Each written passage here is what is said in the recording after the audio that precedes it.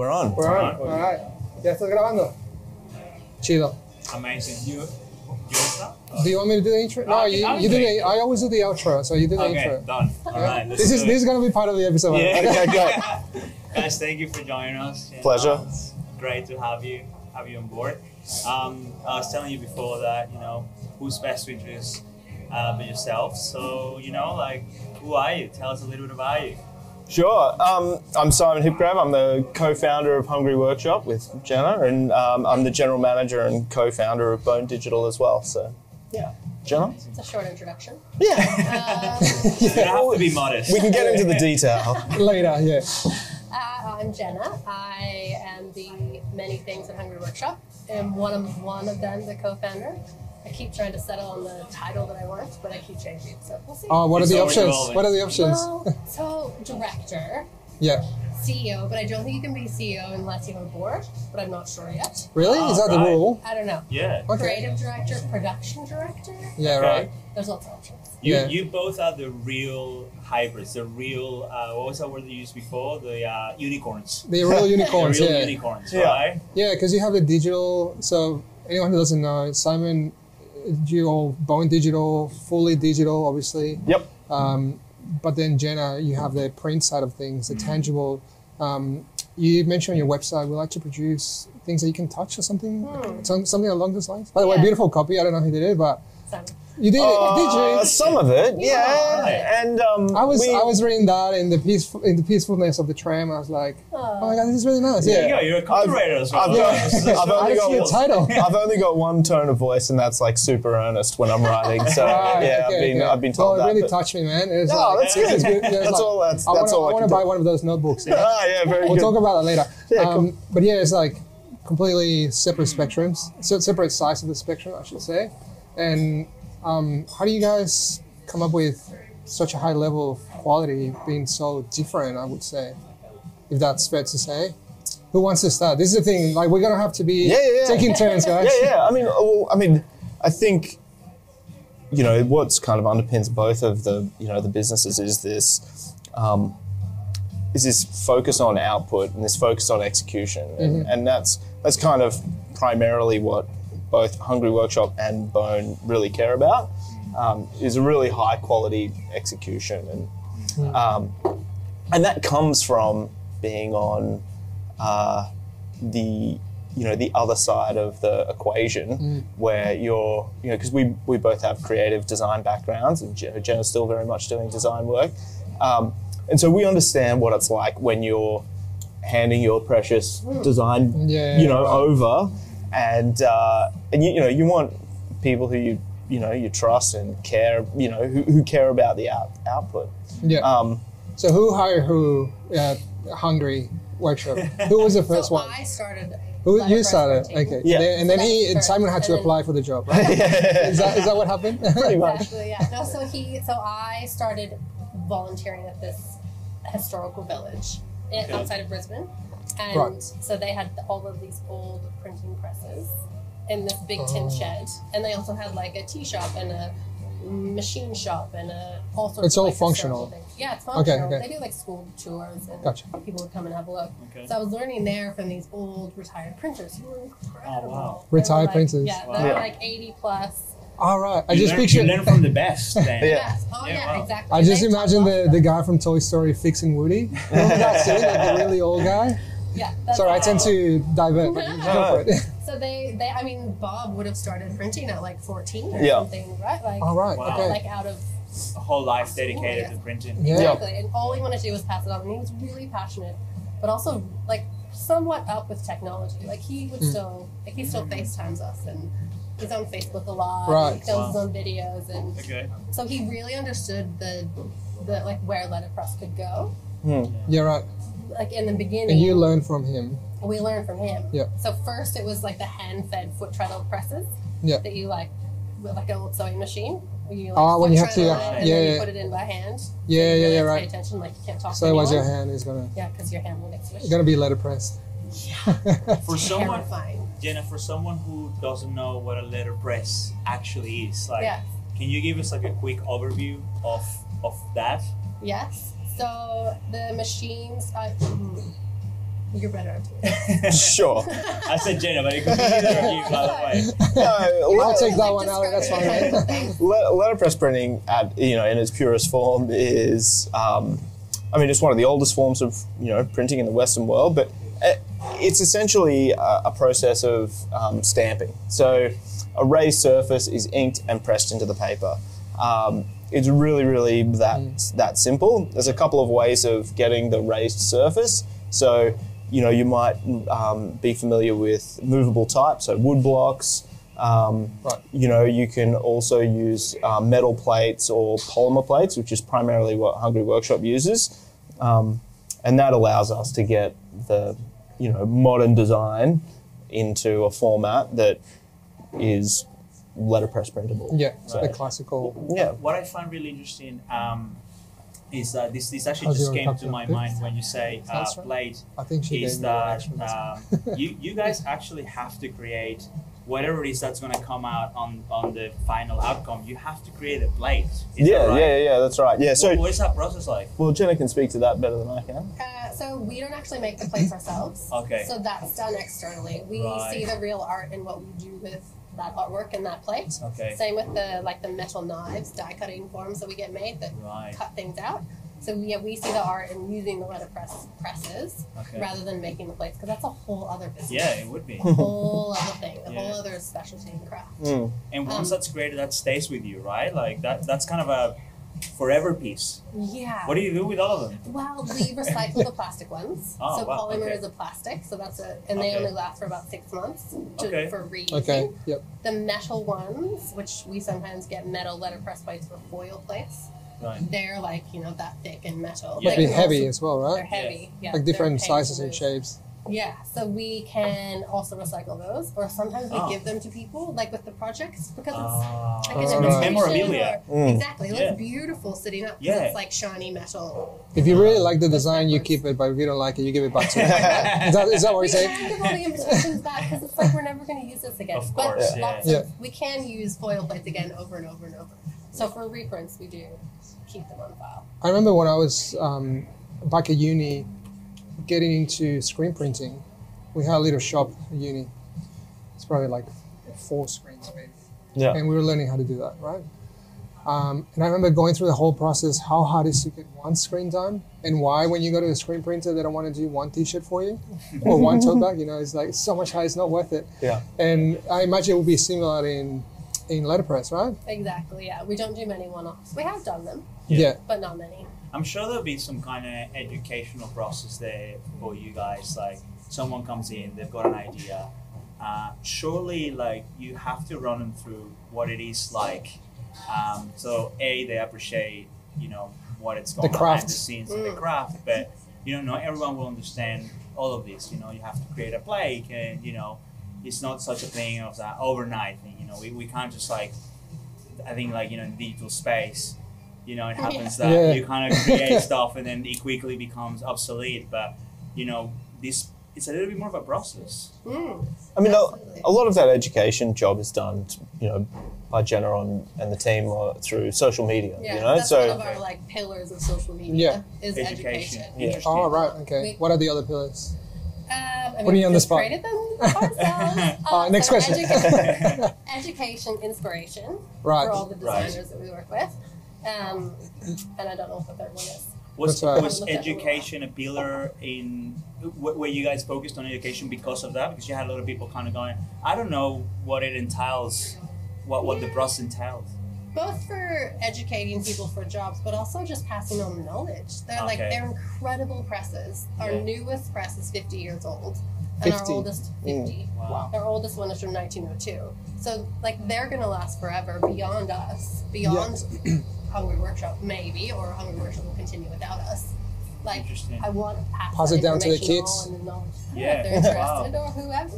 They're quite young now. Yeah. They only get like the finger painting. And I do like visiting. They're pretty, and they're It must be the smell and the sounds, Yeah. and They always want to bring them home notebooks my and stuff. my grandfather on my dad's side, he used to own a zapateria. Oh, I just forgot. Like a repair shoe shop. Yeah, like a Yeah. shoe shop. Yeah, but they will make it from scratch, like leather and everything. So you will go in there, you will go into the to the shop, and then you will smell like the glue and the leather, and then you hear the sounds. And I was very, very little, but I still kind of remember, you know, some images from that. And it must be something similar to them.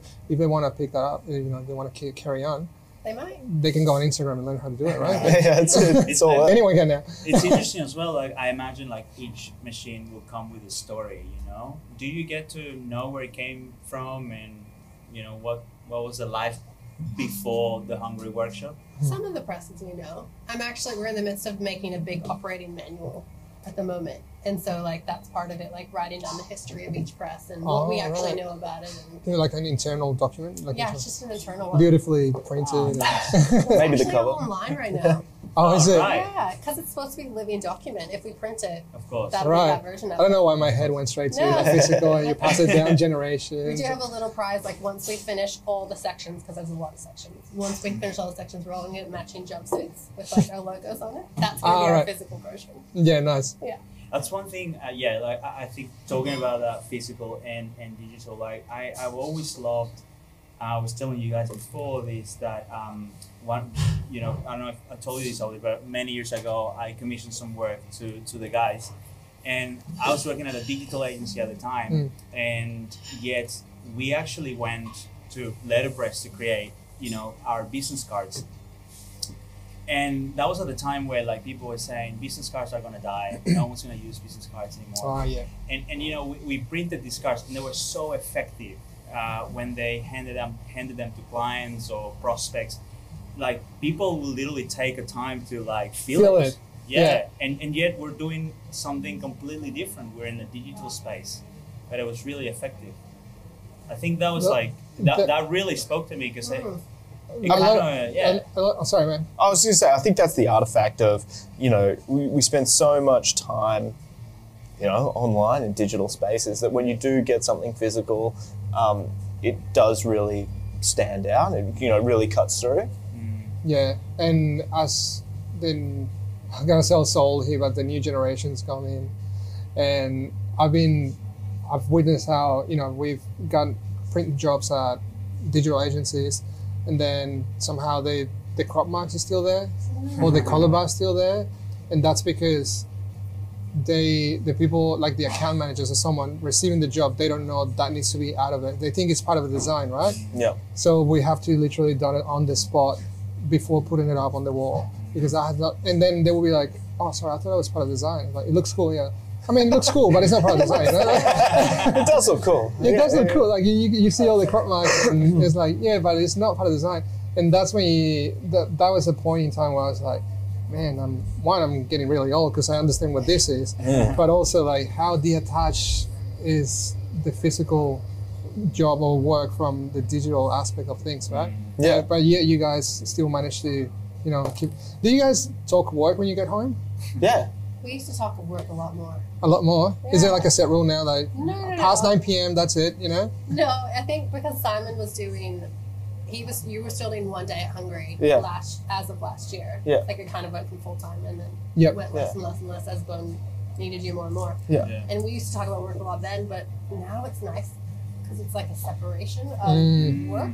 Like you can ask me questions, but I have a totally like I don't understand enough about what's going on. Yeah. And I have real advice that's not like totally wrapped up in everything that's happening. And we do have, you know, a strict no business in the bedroom rule. You know, so right. Yeah. Like if you're lying down, you can't talk about work. Yeah. I mean, Ali and I, you can still go home and talk shit about your co-founder, right? But these guys, they can't. Yeah, I know. But you guys couldn't do that because, you know, or you could, but then it'll be, you know, consequences to that. Yeah, but I like that rule. I used to work with another studio in Collingwood, in Carlton, as a freelancer back in the day.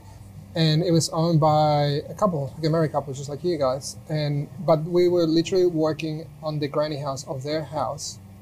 And then, so if you get there early enough, you will hear all the screaming from the girls, you know, before school. No, legit. And then they will come here. It's like, they will come to see like, sorry, Ali, just going to be 5 minutes late. Wow, like, I was like, really? yeah, what? And then in the background you can hear like all the, you know, and then we'll go off, and then we'll come back like You're 10 like minutes later. part of the family at that point. And then lunchtime, because it was the granny flat at the back. There was like a little courtyard there in the middle of the houses. Lunchtime, we'd just sit there and then have lunch, and then if it was school holidays, the girls would come out and then just chat to you. And one of the things they say is like, man, we just tend to talk about work all the time, like the couple. Yeah. And I guess they're still together. They still have a thriving business. So I guess they found the way to do it. But well, were you guys like how long do you work together for at the Hungry Workshop? Well, Started 12 years ago. 12 yeah, years. and Yeah. I how long only you been went married for? 12 Wait. years. Yeah. You see how it took longer to answer that question than I got confused. Yeah. We No. started Hungry Workshop like 3 months after we got married. Yeah. We came up with Oh, wow. we came up with the name on our honeymoon. That's right. In New York. Really? Yeah, we Oh, know like nice. the building that we were at. It's kind of a funny Wow. Where was that? specific memory. It was at the Tenement Museum. Tenement Museum. Yeah. Where is it? The Tenement Museum in New York. So yeah, we were okay. kicking around New York on our honeymoon, and Yeah. we went. We were touring around, and And did you know it was going to be a letterpress? yeah. This We, is like we you were were- kind of warming up to it. You were destined to it. We've been off. I Did we love have a it. printing press? Yeah, we must have. We got Yeah. offered a printing press by the people who were teaching us. And it wasn't just like, here's a little printing press. It was like the Sorry. size of this table. Right. You know, Right, yeah. 1.5 ton printing press. Okay. Okay. And Yeah, we yeah. lived in a two-story apartment, and it would have gone straight through the floor. I thought you were gonna say like your wedding invitation was shit, so you decided to do your No, own. no, and then well, the Already Hungry mentioned Workshop. the press. Yeah, we did our own. That would have been one of This the is first kind of a really cheesy embarrassing. question, but can I ask as well, where does the name come from? Why the Hungry Workshop? Well, no. I mean, look. Touchy, is this one of the subjects No, that we say we're not gonna no, talk no, about? no, Well, no. they said that You it went came through up so during many the options. honeymoon, so No, there must be no, some backstory. No, it was only because we were thinking about trying to name the business at the time. But we, the idea is that this kind of insatiable appetite that people in the creative industries have. There's that kind of adage where you're never really finished with whatever it is that you're working on. It's taken away from you by the deadline, like you've got to get it done. It's got to Budget go. deadlines, Otherwise you would keep working on it for, forever. Yeah. And I think there's a real kind of, a passion for, creativity and a real kind of hunger to do good work. That's the thing, man. Like, and I think that's where it comes from. with working forever, it's just that's it, man. Like print, that's it. You print it, it's out. There's not much you can do after that. Digital. So many times I look at my designs out there, I was like, I have to come back and fix this. Yeah. I'm gonna call the dev. Yep. I'm gonna do it myself. Well, I don't call it, but Do you fix things? like Do you remember to do those things? No, I never do it. but it's always You have bugging me. access to the file forever. I can do it. Like Yeah. if you letterpress something, Yeah. it's done. Like Yeah. and then on to Yeah. the next thing, right? Yeah. I mean, you might have learned You from might that. regret things, but yeah. Yeah, Yeah. but there's really Once it's nothing done, you can it's do done. about it. Yeah. Simon, on the other hand, he can get into the matrix and then fix everything there. Yeah, I mean, look, Forever. that's the pros and one of the pros and cons of digital, working in digital. Like, you can iterate on it. It can be worked on and improved, and there is Hence MVP. yeah, right? Exactly. Whereas print, you've got to get it right. What is the most first expensive instance. fuck up you've ever had Ooh. in print? The most expensive ones is when sometimes we glue 2 sheets of paper together, or even 3. Meaning is like 3 blank. No, yeah, 3 Or- blank, but to be different colors. So it's like red and Oh, blue and like the yellow or sandwich something. kind of thing. Yeah, so Yeah, you make yeah. a sandwich of the paper, and so that's custom made paper. Right. And so if you mess Oh, that so up, before it goes into printing, goes you into need to press. custom make that. you custom make If paper. that goes wrong, And if you do something wrong on that, like there's an error on the plate, or you mess up the names or something like that, then you have to Right. make all the paper again, which means like buying all of so the hang on, you letterpress first. We You duplex press, it first. you We glue duplex them it, together. you go into, and then it goes into. And then But why it's is it so press. expensive? It hasn't gone through that. Because it's like 3 sheets of paper. Oh, that you've made okay. into I'm a guessing it's like state. big Yeah. pieces. It's not. Yeah. It's not like a A5. No, it would be like, Oh, okay, gotcha. And $3,000 hundreds of them worth both. of paper. Yeah. Yeah. So how much? I would guess maybe like 3,000-4,000. If you put those 3 together, Yeah. that'll be Multiply. multiply. Yeah. Yeah, I feel Wow. like you I think obviously have that'd be to the worst thing. think before it happens in a way, right? Like it's like, yes, it's ready to go. Whereas with digital, that mentality, it's always going. It's like, it's always ready to go. You're like constantly doing something and you change it and you iterate on it. But you have the luxury to do it live on the spot, whereas something like duplex, what's the term? Duplex. Duplexing is like... You have to plan for that. It takes You 3 have weeks to plan, get there. Yeah. exactly. Do you feel like being in the digital space, I'm curious as well, like, you know, you've transitioned, we were saying before, literally, you guys sit on both sides of the spectrum. Yep. And it's also interesting because you happen to be a couple. Yeah, right? yeah. So it's like you got both skill sets, right? Yep. But then, how did you feel? Like, what was your transition like from such a thorough process into digital? Yeah, I mean, look, it was a really natural process because, you know, we were at Hungry Workshop. We were doing some design and print projects, and you know, we were designing a website for something that we had, you know, a project that we were working on, and we were looking for developers to help us, and you know, I found two devs, James and Andy, who were the other partners in the business at Bone. Okay. And you know, I sent off my artwork to them, and they sent me back a website that was way better than what I sent them. You know, they understood what I was trying to achieve, what the intent was, and made it really, you know, hum. And that's really kind of similar to what happens at Hungry Workshop when, you know, we'll get design work from a client, and you know, it might not be perfectly set up for letterpress production, so you'll need to make adjustments or understand the intent, and you know, work with them to improve on it. And that's what these guys did for me. And you know, we saw like a really, you know, common ground there, and so I approached these guys and said, "How about we start a little development agency?" Just casually. Yeah, just casually. How about we start a little development agency, the three of us, and we'll have, you know, it'll be the same ethos as Hungry Workshop, where we're trying to work with really great creatives and really, you know, make those projects, you know, come alive and improve on them, you know, as best as we can. And I was expecting them to scratch their heads and, you know, like finish their coffee and say, "Oh, this is interesting." What were they doing prior to this, freelancing, or were they working full-time? Well, I mean, they had a little business and they'd been working together for a long time. But what I was proposing was kind of slightly different and a bit more focused. But yeah, they didn't even think about it. They were like, "Yeah, let's do it." I was like, "Oh, I haven't really thought any further than this." So. Would you consider? I don't know what we do yet. When are we going to be cool? So so it was, you know, it was a really good process and really natural kind of transition, and that's kind of what, you know, what underpins both businesses is really common, and it sounds like, you know.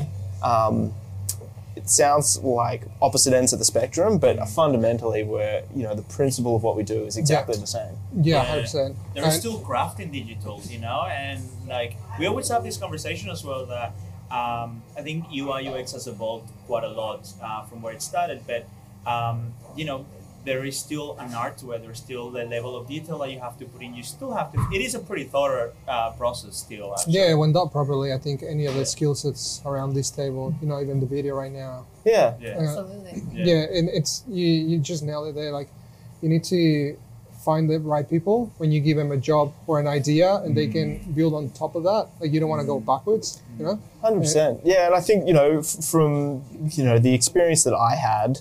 You know, I knew that there would be other people out there who were, who understood what they wanted to get out of the web but couldn't perfectly articulate it.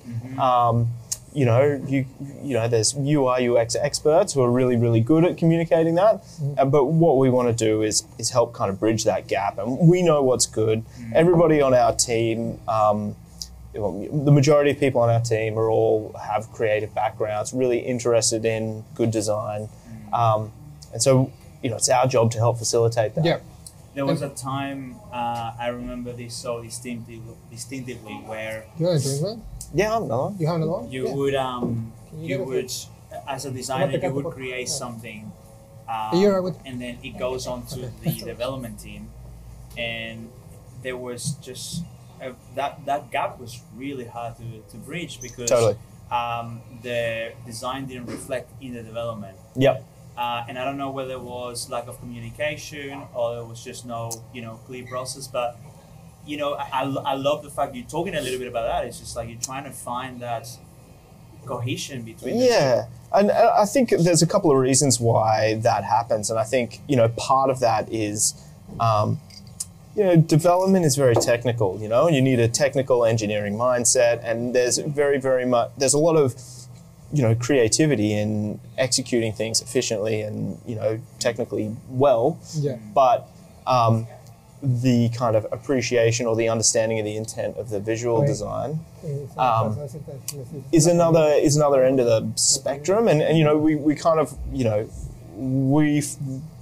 everybody on our team, thank you, is kind of across both ideas. And, you were talking about unicorns before, like they're the people that we're looking for, because we don't just want people who are super, just coding, that's it. Just coding, but also like require super prescriptive input. Yeah. We want the people to be able to take input, understand the intent, and elevate it. Get it, make it better. We've worked with developers who can create something, and they're really good at what they do. But you kind of have to hold their hand a little bit, whereas you have other developers who will instantly get it and they'll just take it to the next level. Yeah.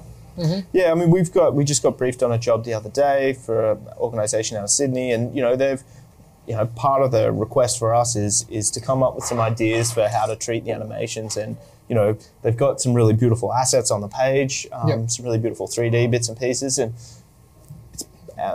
we're really excited by the opportunity to go away, think about what it is that they're trying to achieve, what these things could do, and feedback some ideas and some references about how we can, make it better. And it's an ideal project, Hey, Jenna, is there, excuse me, is there a project or something that you're working on, or are you thinking about merging Simon's skills with Hungry Workshop? Maybe some scanning with your devices, or I'm just talking crap here. But is there something that you can share that is like merging both skill sets? Any collabs? One thing we do want to do, and I don't think Simon's on board with this.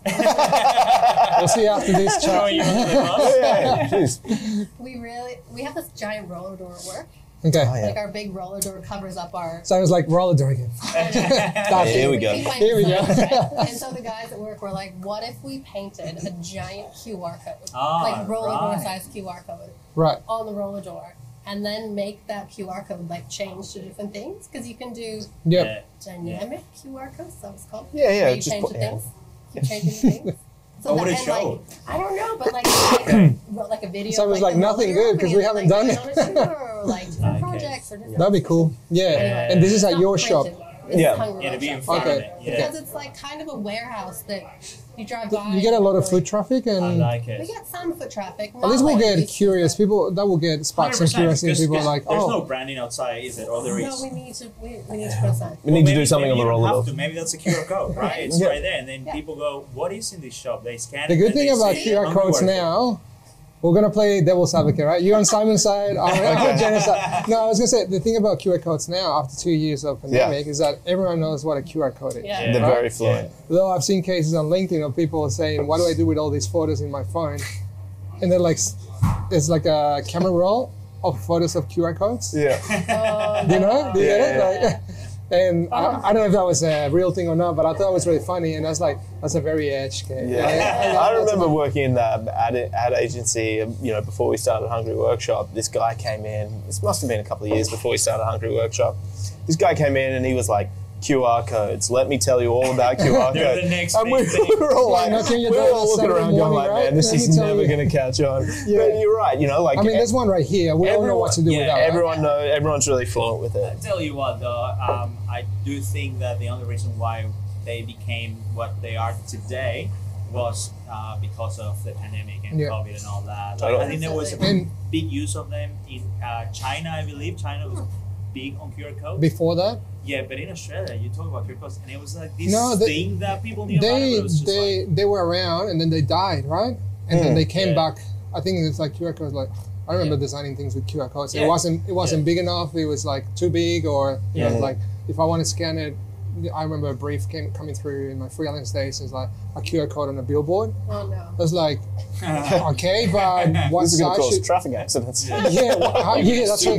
Yeah, Your it's like phone how is that gonna work? Like, how big Right. does it have to be? And there's like it's taking too much attention. But you know, companies like I don't know. I think this platform is Mr. Yum. They leveraged off that. Like they understood the opportunity, and it's like, let's do it. I mean, we've got a brief on our desk for a gallery site at the moment, and they want to really leverage QR codes throughout their site to pull people through to different content on their on their website to add depth to whatever people are looking at. And I think it's a really good idea. And I think back to the roller door. Back to the roller door. Yeah, I'm looking forward to seeing this Friday Right? come I out. don't know if Yeah. it'll work on like the wobbly metal, but we're There's only one way to find out. There's only one way to find out. That's true. But we have letterpress printed QR codes.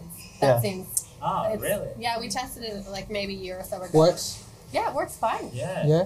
It's for restaurants. Yeah. Like, Okay. or business card, Something nice QR looking, code, and it like good gets feel you to so much it. more information. Yeah. Nice. But it would be a good opportunity to peer through the roller door when it's closed and see what's going Can on you do me inside. some cool digital thing to do that? Inside the. No, this is getting Like too. as if you're open. Like you're open, yeah, That'd be right, cool. yeah. Especially because no one knows what's in there. I don't know what it takes to do all that, but it sounds pretty cool. An immersive experience. I mean, you're into Web3 and all that stuff, right? Like you're interested in it. Yeah, Like, absolutely. I'm not saying this is going to be a Web3 experience, but I think it goes along the lines, that. But I feel like Jen is saying, do it, and then I'll paint it, and then you figure out the rest. And that's where you're like, no. I think there's I haven't quite worked it out, but there's definitely something between the Web3, the nature of kind of limited, limited availability and the physicality of 100%. what happens at Hungry Workshop. I don't really know exactly where that interface is or where that lines up, but there's definitely something there that needs to be There unpacked. definitely are products out there linking what they now call like a phygital experience. So they link a piece of garment to your digital NFT or your blockchain item. And just like, what? Yeah. You're telling me the roller door can be an NFT? So, and what you do is you link those two worlds. Yeah. And if I sell you this jumper, then my NFT goes with you, and you have like a whole story of it. Oh wow. Yeah, I mean, I'm saying the jumper, but I'm sure there are other applications far more valuable than a jumper. Yeah. I mean, Oh, Thank thanks. you. Thank you. thank you. Oh, we got an extra serve of wok. Yes. Thank you so much. Thank you. Yeah, the where it makes a lot of sense for me is in crowdfunding as well. Okay. Where there's already people out there investing in different projects, and if you attached NFT ownership to that, it'd be fantastic. Yeah, I feel like the whole technology behind it is really exciting because Yes. there's a lot of opportunity Yeah. beyond what it's doing currently. Yes. There's so much out there, but it's still like very early days. I feel like Yeah, that. 100%. I feel like your side. I don't know if it's a side project anymore, or if it's like a proper project, but they're notebooks. Yep. That I think that could be something there. When you link the physical and the digital. That's a good idea. Yeah. I'll. Talk about that later. Let's talk about what is that. Maybe let's have some food because it's coming now, Yeah, and we can great. chat about that. How's that? Sounds good. Well, thanks for coming, guys. Thanks And for having us. no, it's been great. Hopefully, we'll get you another drink after this. Don't worry about the letterpress. Sort itself Don't worry out. about that job. Yeah. Anything else you guys want to share before we wrap it up? No, not really. I mean, look, thank you very much for having us. It was a really good chat. Pleasure. Yeah. Awesome. We'll keep the drinks coming. Yeah, awesome. And thank you very much. And Yeah. which one's the camera? Is that my camera? See you on the next one. Adios. Yeah, very good.